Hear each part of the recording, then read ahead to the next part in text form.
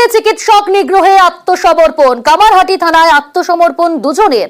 পাল্টা চিকিৎসকদের বিরুদ্ধে এফআইআর মৃতের পরিবারের। চিকিৎসকদের স্বাস্থ্যের দাবিতে পাল্টা অভিযোগ পরিবারের। মহিলা ওয়ার্ডে ধুন্ধুমারের ঘটনায় আগেই আপনারা জানেন গ্রেপ্তার করা হয়েছে 4 জনকে।